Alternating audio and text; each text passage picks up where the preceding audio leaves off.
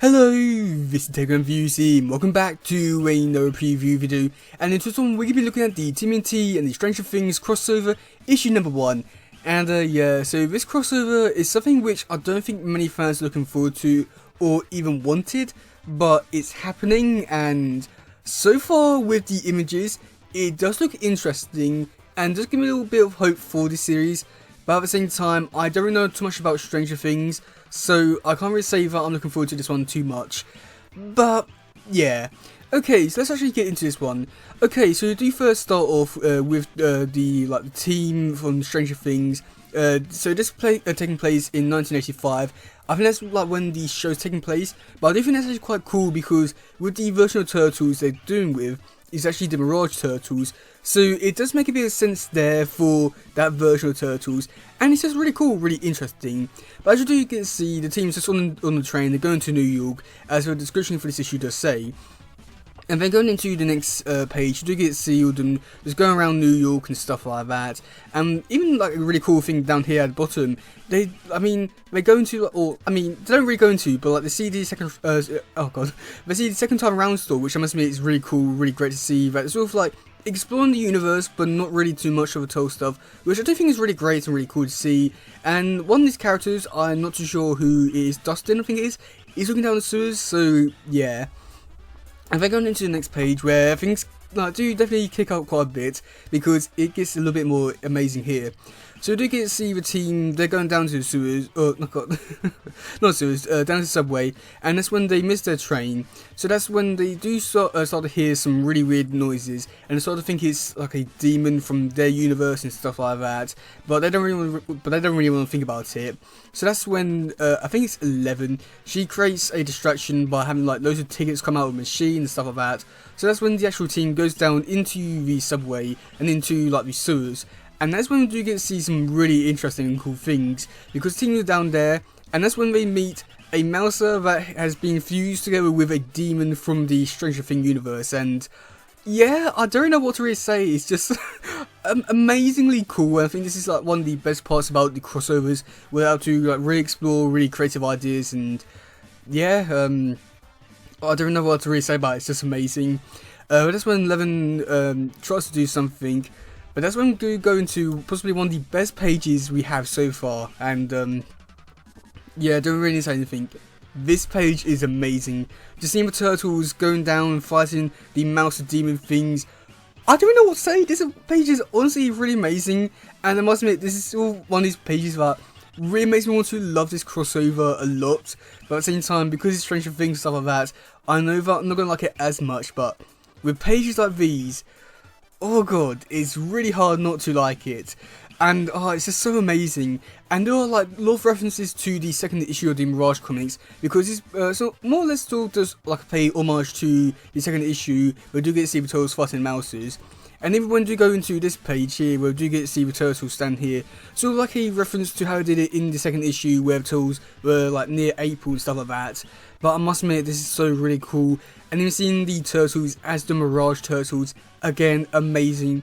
And it's really works really well for this universe in a way. Or I mean, yeah, it just works so well. Also for the timeline and stuff and all that, it just works. So that's just amazing. And that's when we do get to see them actually interact, and Leo says basically don't be scared of them. And you get to see other turtles such as Raph and Mikey talk, and yeah, don't really say anything else. This is just amazing. Just seeing this bit here as well as this image here is just amazing. Just I really want to like this crossover a lot more, but I know that I'm not going to as much as other people because I don't know Stranger Things. But oh god, these images, yeah, wow. Okay, so looking at the the description now, it is 11, Max, Dustin, Mike, Will and Lucas are looking forward to a non-threatening, fun-filled trip to New York City, with a gang hundreds of miles away from Hawkins, and they're sure to catch a break this time.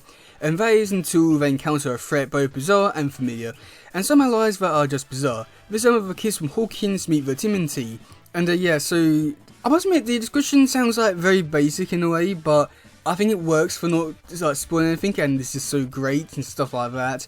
And one thing which I'm really surprised by this crossover in particular, is the fact that this one is only 4 issues, which you know, it's not bad, but at the same time, all the ones have like 5 issues, so it does feel a bit weird there, but, you know, we have this one here, and this, wow, this is amazing. Okay, so for the covers, there are quite a few. I'm not going to go into all the artists, just because I don't really want to keep going back and forth with the, like, the screen and all that. Okay, so we do have the first cover, which is done by the main artist, which is done by Ferro Penchi. I'm pretty sure it's Ferro Penchi. And basically, this artist was also the one who's doing the Armageddon game stuff for the ongoing series from issue 133 to 139. So we do already have like a bit of like familiarity with his art style. And I must admit, with his art style on the Armageddon game stuff, it was really great. And seeing it here is just amazing. We do have cover B, well, even though it says cover A there, but that's technically cover B, I think it is. And I must admit, this one looks really cool. Do get to see 11 fighting Leonardo.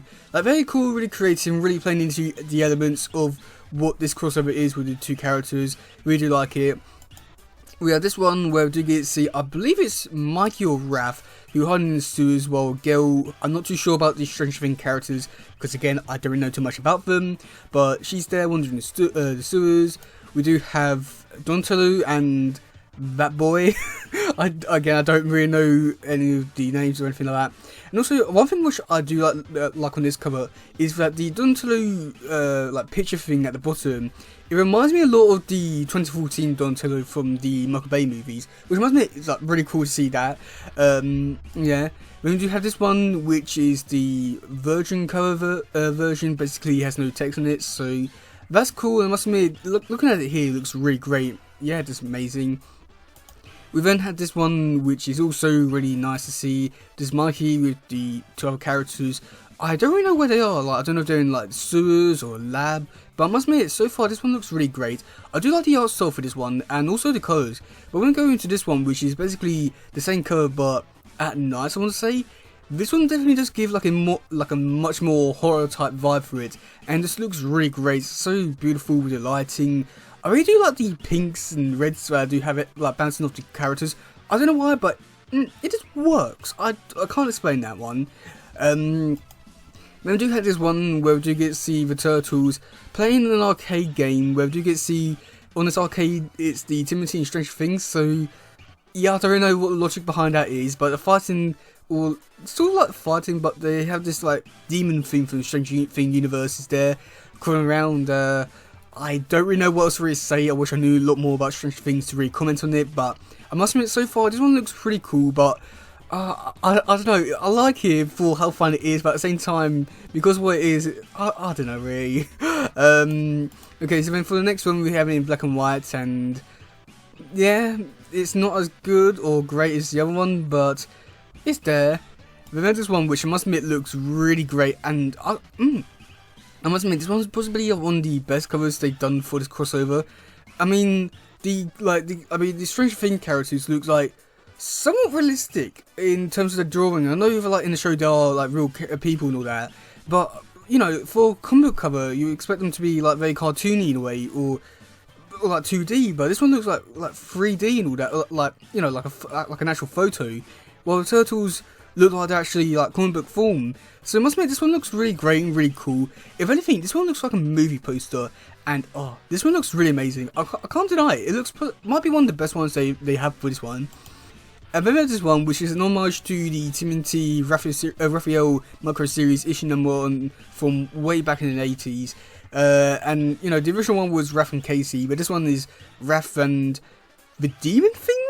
I'm not too sure what this Demon Thing is, but it's interesting, nonetheless. And I must admit, this one looks really cool. Some bit of like a realism vibe to it. I must admit, it's pretty interesting and really cool. But, yeah. But I do think this one's possibly my favourite one, just because of how like movie poster-ish it looks, and it's just amazing. I want to say, but yeah, I must admit some of the other ones on this list, such as like this one, looks really great. So I do like this one, and also like this one a lot as well. But yeah, this one is going to be really interesting. Yeah, so I must admit, overall, just like judging by the preview images so far, I am looking forward to this one because the artwork does look really great and really amazing. But at the same time, I don't know too much about Stranger Things, so you know, I can't exactly be too excited for this one as much as like some of the other ones we've had throughout this year, such as like Power Rangers and Yosagi Jimbo. But I must admit, so far, it could change my opinion on it.